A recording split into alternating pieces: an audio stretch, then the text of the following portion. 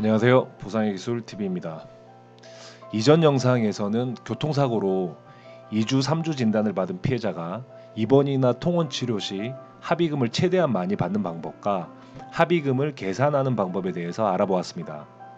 이번 영상은 전 영상에서 예고했듯이 교통사고 피해자가 디스크를 진단받은 경우 합의금을 어떻게 주장하고 산정할 것인지에 대해서 알아보도록 하겠습니다.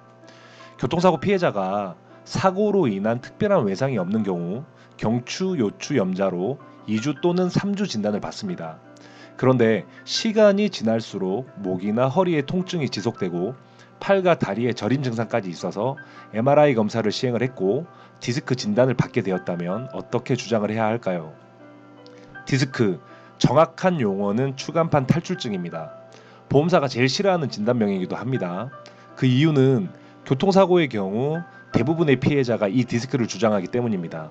특히 후방추들의 경우는 필연적으로 목과 허리에 손상이 갈 수밖에 없는 사고 유형이긴 하나 큰 사고의 경우는 물론이고 경미한 접촉사고의 경우까지 디스크를 주장하는 경우가 많다 보니 더 민감한 것입니다. 디스크를 인정받냐 못 받냐의 문제가 바로 합의금으로 직결되다 보니 피해자도 보험사 담당자도 민감할 수밖에 없을 것입니다.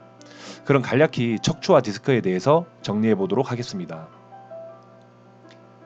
인간의 척추는 경추, 흉추, 요추, 천추, 미추로 구성이 되어 있는데 그림에서 보는 것과 같이 각 척추와 척추뼈 사이에는 추간판, 즉 디스크라고 하는 섬유연골이 있습니다. 이 디스크는 바퀴 섬유륜으로 둘러싸여져 있고 그 안에 수핵이 있습니다. 그리고 뼈와 뼈 사이를 연결해서 운동이 가능하게 하고 충격을 흡수하는 역할을 합니다. 이것을 속칭 디스크라고 합니다. 이 디스크를 구성하고 있는 섬유륜이 탄력을 잃고 그 안에 수액이 섬유륜을 뚫고 나와서 신경근을 압박하면서 그림에서처럼 뻐근함, 저림 증상, 감각 이상 등 방사통이라고 하는 각종 증상을 야기하는데 이것을 추간판 탈출증, 즉 디스크 또는 디스크 탈출이라고 합니다.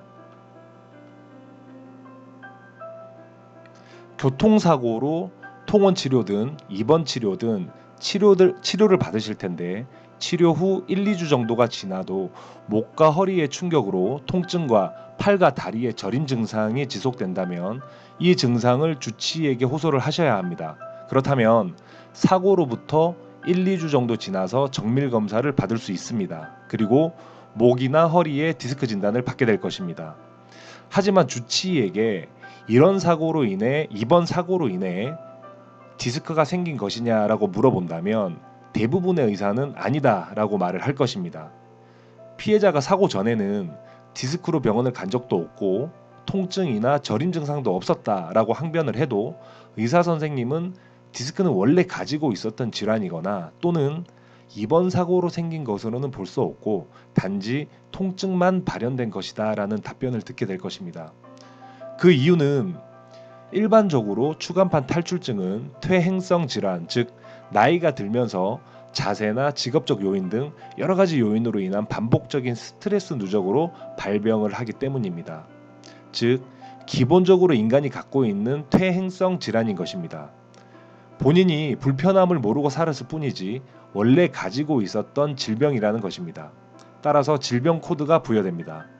MRI를 통해서 디스크 돌출 정도나 신경 압박 정도를 구분하기 때문에 반드시 MRI 촬영을 하셔야 합니다.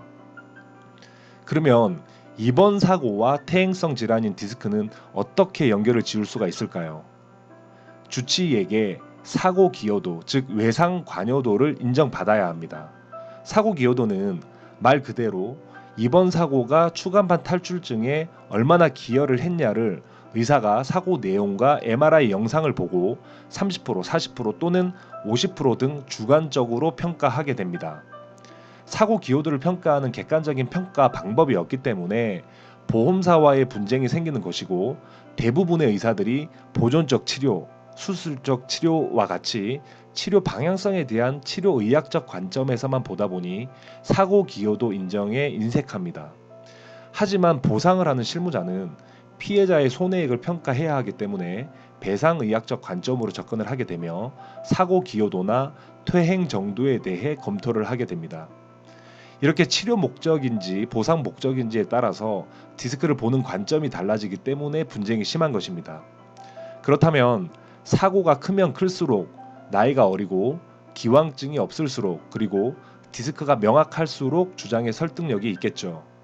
그래서 차량 손상이 크지 않은 접촉사고나 긁힘사고, 문콕 정도의 사고로 디스크를 주장하는 것은 설득력이 떨어지게 되는 것입니다. 앞에서 누누이 말씀드렸지만 어느 정도 사고 규모가 있어야 디스크 주장에 힘이 실릴 수 있다는 얘기입니다. 다음은 디스크 진행 정도를 확인을 해야 합니다. 디스크는 보통 4단계로 나누게 되는데 MRI 판독지를 보시면 이런 용어들을 보시게 됩니다. 1단계 팽윤, 벌징입니다. 이것은 노화로 인해 디스크의 수분이 빠지면서 디스크가 밖으로 밀려나는 현상으로 외상으로 인한 증상으로는 보기 힘들고 퇴행성으로 보기 때문에 사고와의 인과관계를 주장하기가 힘듭니다. 2단계는 돌출인데 프루트루전이라고 합니다. 디스크가 살짝 돌출된 정도입니다. 이 단계부터는 돌출된 디스크가 신경근을 압박할 수 있으므로 외상으로 인한 기여도 주장이 가능합니다. 3단계 탈출은 익스트루션이라고 하고 돌출 정도가 더 심한 상태이고 4단계는 디스크 탈출의 일종으로 디스크가 파열되어서 디스크가 본체로부터 분리된 것을 말합니다. 여기까지 디스크에 대해서 알아보았는데요. 디스크를 주장하기 전에 여기까지 이해를 하고 있다면 보험사 담당자와 거의 대등한 수준으로 이해를 하고 있으신 겁니다.